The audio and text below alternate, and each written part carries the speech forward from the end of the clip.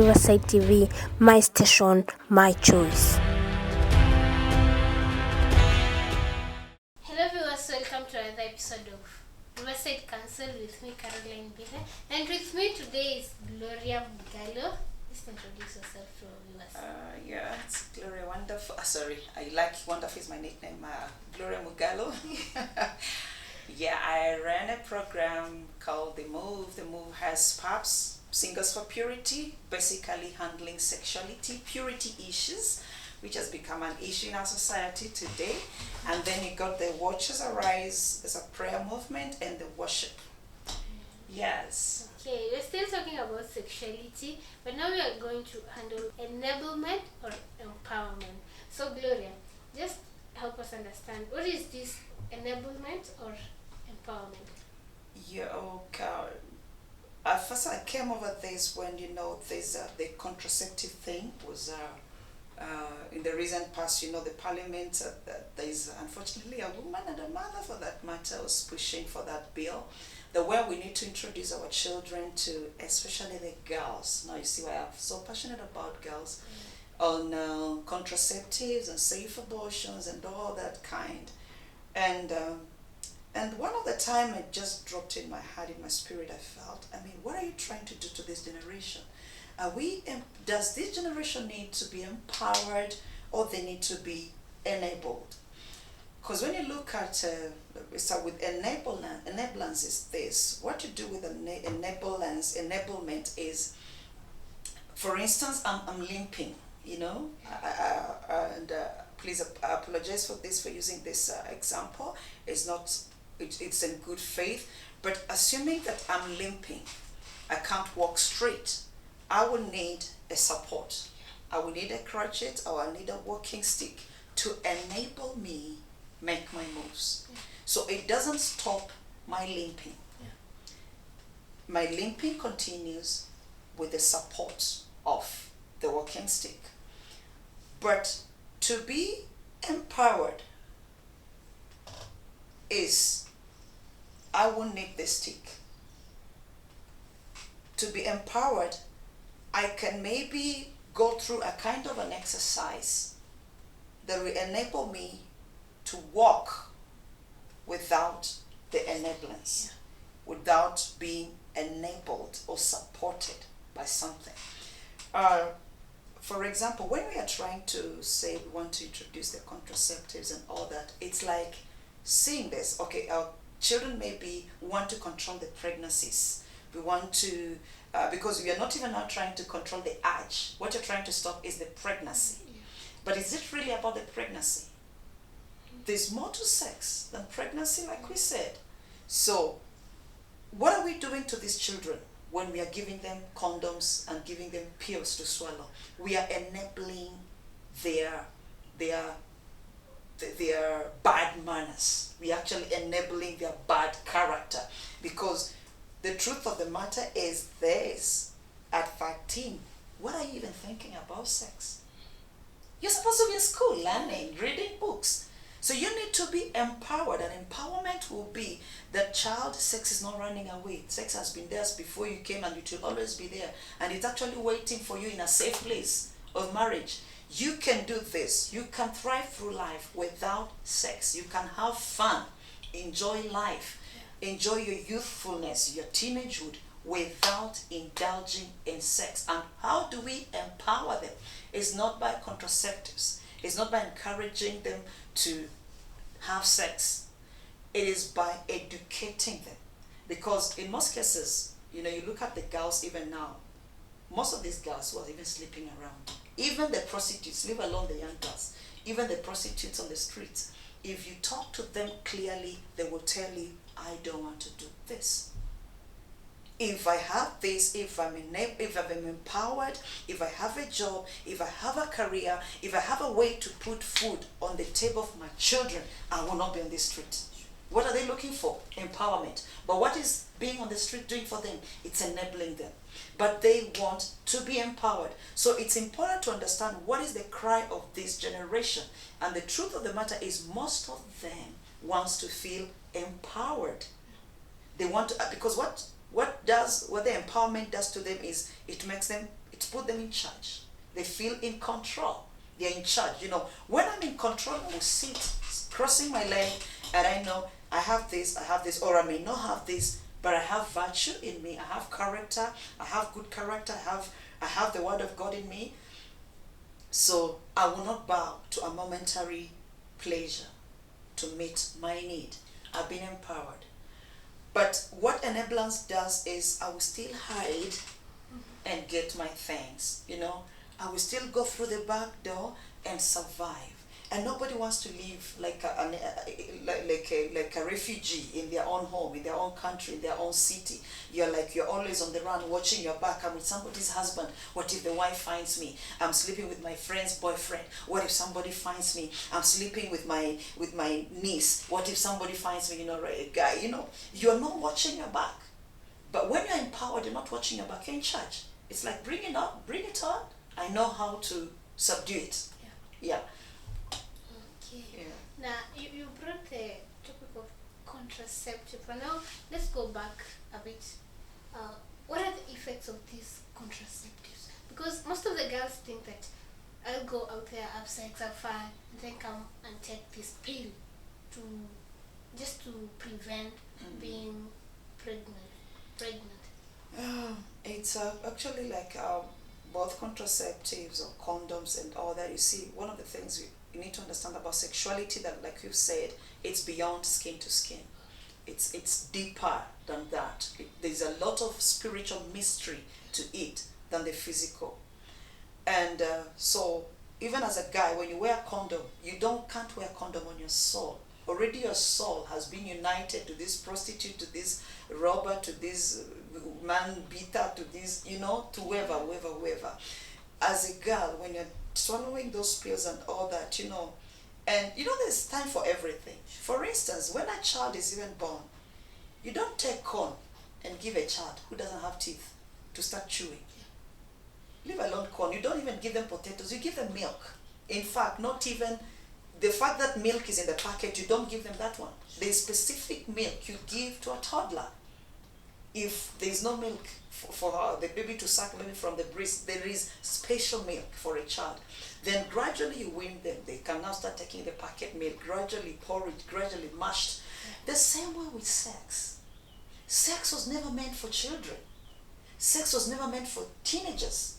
Sex was meant for a man and a woman in a holy matrimony, in the container of marriage. It's only in a safe marriage that sex won't hurt you. So, and it's waiting for you. That's the truth. Just like a child can't be crying, no, I want to grow teeth so that I'll be eating maize. They will just gradually be looking at you. You chew your maize. Same parents, what they do, they will be chewing with groundnuts and then they put it in the mouth of a child and all that kind of a thing. But you see, that's another process of life. So the thing is, this sex is there. It's waiting for you. And when you start swallowing these pills and all that even before time, and then by the time you're getting married, one of the obvious things is, mostly you get there, now you're looking for babies, you've been aborting or you've been swallowing pills and to control it and all that. I know of some ladies who didn't take contraceptives so that they can sleep around. They took it for medication purposes. When they were having like overflow of blood and all that, the normal menses. And the advice, actually, the doctors, the nurses would advise, okay, swallow the pills. They were not promiscuous, but for a long time they can't have children. So these side effects to all these things, even when it comes to the physical repercussions. And I don't think, as a lady right now, I'll be happy sleeping around and killing the babies using those contraceptives, because that's exactly what you're doing. You're not different from somebody who is aborting. Seriously, you're not different from one that is aborting. So just look into those kind of, once you weigh it like that, it won't be an option. You won't take it as a solution. Yeah. Okay. Now going for a short break, but we'll be right back.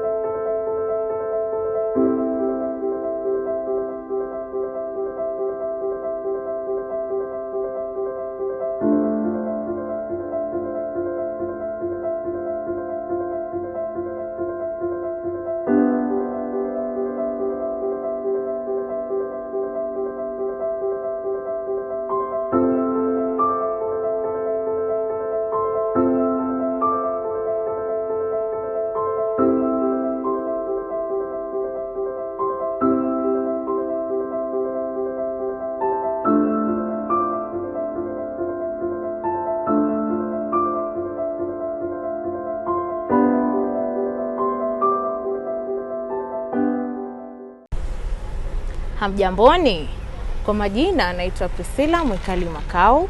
Mimi ni daktari katika hospitali yetu kuu ya Mathare inayoshughulikia mambo na changamoto za akili.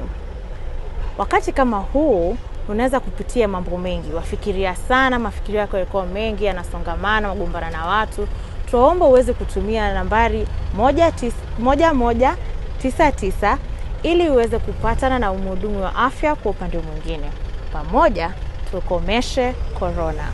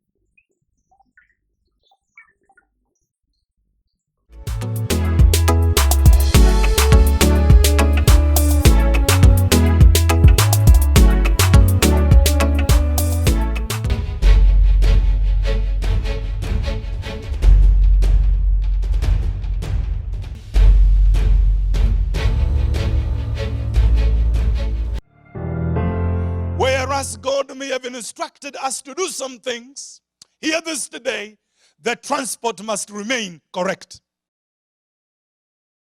Whatever we begin, whether of God or not of God, it will begin somehow. But hear this, beloved of God, only what Jehovah has authorized will stand the test of time. And me and you as a believer must be careful, because the seductive powers of the devil will always try to come to us to take an advantage of what God is doing to answer our problem.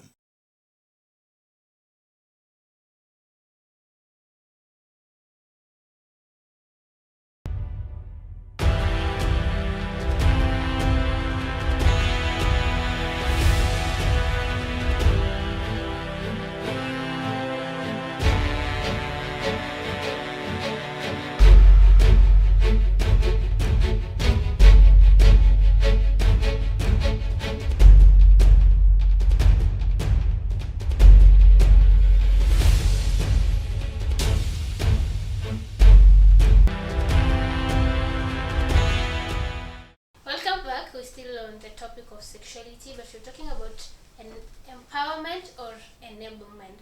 So Gloria, let me ask you this. What do you think this generation really want? I believe they need to be empowered than to be enabled. They need to be told, like I said before, a guy, what makes a man is being responsible, is being caring, is being loving, is being protective, is being a provider. That's what qualifies a man to be a man. It's not the number of women you bed. It's not the number of girls you impregnate. It's not the number of children you father outside there. Those are it's a misconception. It's so misleading when people think the many children you have scattered around, the more powerful, the more influential, the more powerful you are. It's a lie of the enemy. So mostly, I think guys, those who are serious about life, what they need to know is to be empowered. They want to be celebrated. We have virgin guys outside there, virgin ladies outside there, who nobody's encouraging, nobody's talking about them. And they're feeling like, okay, I ain't with no more. They feel out of place. They feel maybe we are abnormal. Maybe something is wrong with me, because we are no longer celebrating virginity. We are no longer celebrating purity and wholeness. But they need to be applauded and be meant to know and understand that, yes, you're a real man. The fact that you can't sleep around with a girl who is not your wife, you're a real man. Because that's what real men do. A real man will only have sex with a girl you know from your heart. You've pursued her. You paid a bride price. You've done every protocol. You've met every requirement. By the time you're bringing her into your house in the broad light of the day, you are the man. You are the king.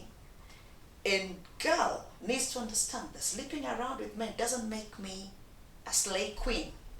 It doesn't make me sexy. It doesn't make me count. That's not what makes my beauty, to really be seen and noticed and all that. No, you're actually just commonizing yourself. So the girl, as maybe those who are virgins outside there, or they were promiscuous, or they slept around and they're just trying to live pure and okay and holy and normal, but they're trying to be labeled abnormal. No, you need to be encouraged and to feel that you're important. You're very normal, because a normal woman doesn't sleep around with either boys or guys or people's husbands. No, you take care of yourself. This is your sanctuary. There's a reason as to why this thing is far. It's not here. It's not on your head. It's not in a place where it's to be exposed. Somebody needs to really work to get through there, and it gives me the some pride to understand that, okay, the only man who qualifies to sleep with me is a man who is can face my parents, or face my family, or face my friends, and the society around me, my pastor, my church, and tell them, yeah, in the broad daylight, I'm interested in this girl, and I'm willing to wait for her. I'm willing to pay her bride price. I'm willing to take her in the broad daylight to my, and all that. So this generation, I think that is the need of this generation. But at times, we, just like even in normal life, there are needs and wants and luxuries and all that. But many a times we tend to go for the luxuries at the expense of the need.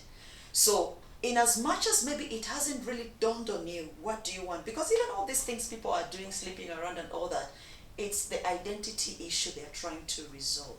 And the identity issue comes from empowerment. When you're being empowered, you know who you are, you know whose you are. You won't have any business sleeping around, cheapening yourself, to have sex anyhow with anybody. Yeah. And let me ask you this. When we compare the times of our parents and this generation, so much has changed. Yeah. Because let's talk about the teenage pregnancies. I don't think it was in a high rate back then, and the issue of sexuality, I don't think it was entertained by parents. What do you think has changed? I would say actually, there's nothing new under the sun anyway. I think it's in Ecclesiastes. The Bible says there's nothing new under the sun. Really, if you check the Bible very well, what was happening in Sodom and Gomorrah? It was immorality.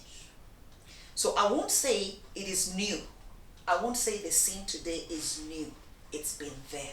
So actually, if you're trying to sleep around and thinking you're making a record, there's no record you're setting. It's been there. Adultery has been there, fornication, but there has been consequences to it. Like even in Israel, when you get married, the thing is, it was a public ceremony.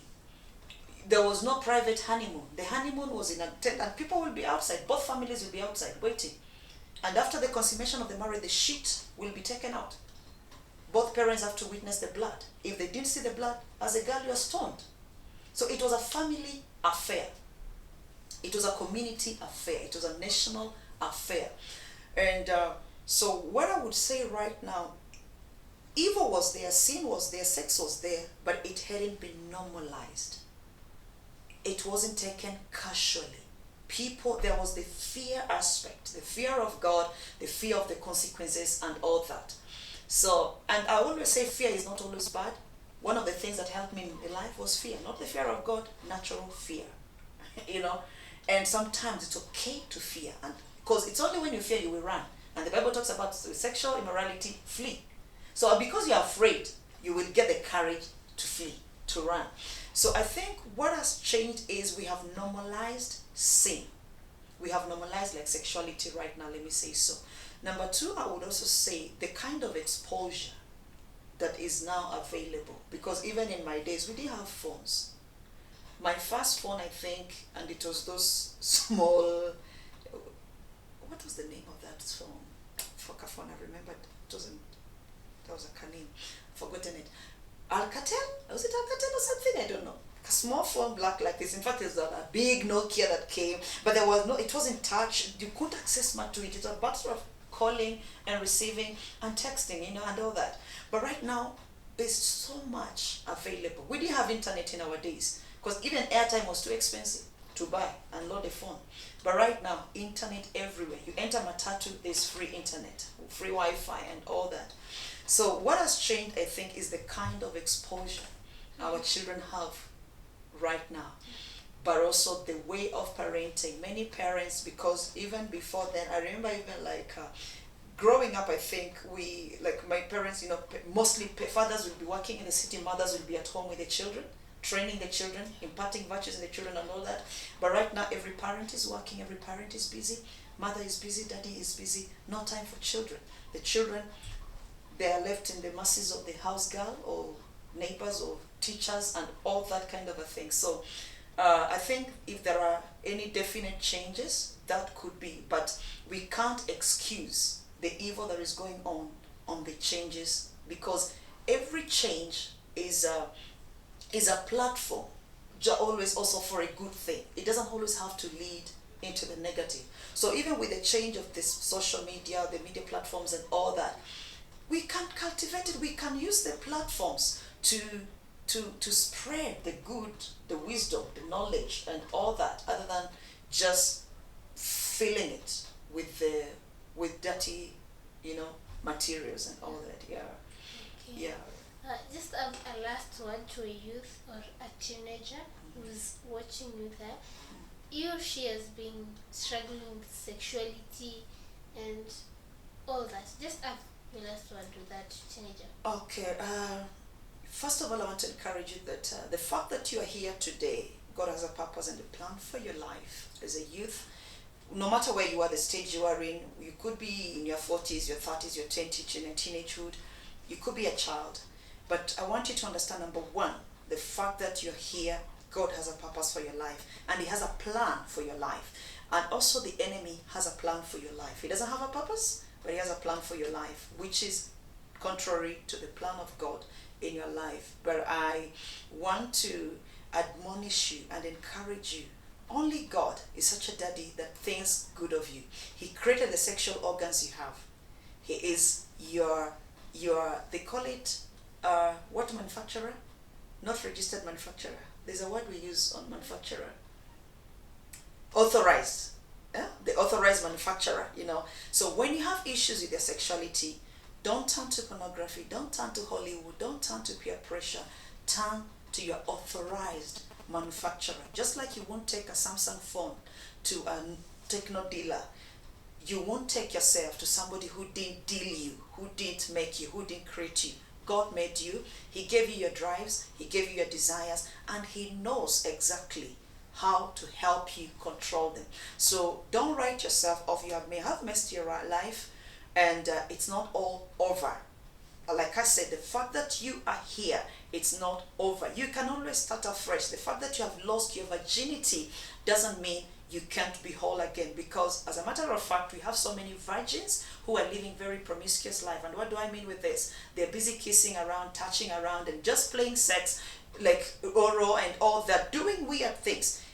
The only thing they have saved is the penetration part, so that when they get married, it will look like they were virgins, but they are very, very impure. So the fact that you have lost your virginity doesn't disqualify you from walking a purity journey. You can start all over again, and God is a restorer. I don't know whether I'm allowed to make a prayer.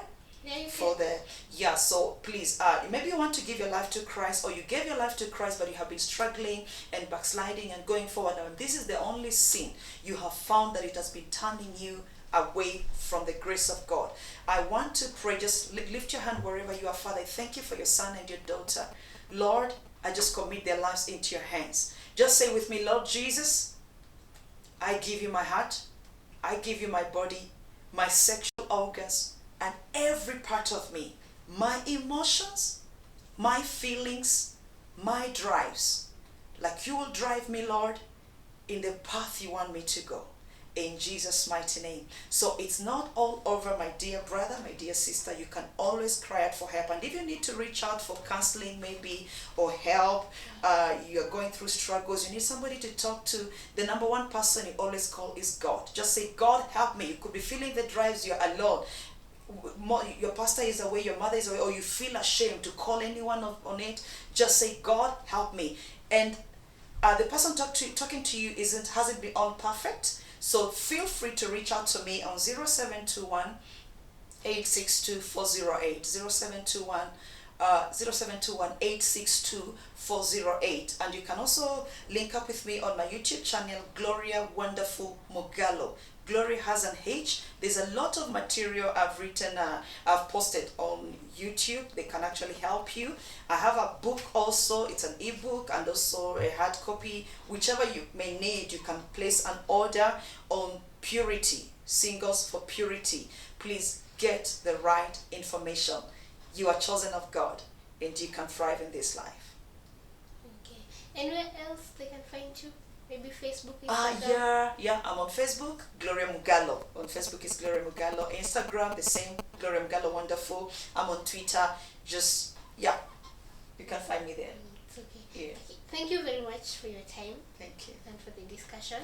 And thank you very much for helping us understand what this generation really need. For more on this, you can follow us in our social platforms. That is Riverside TV Kenya. Instagram and Facebook, and you can also subscribe in our YouTube channel, Riverside TV Kenya. Till next time, I was your host, Caroline Bine.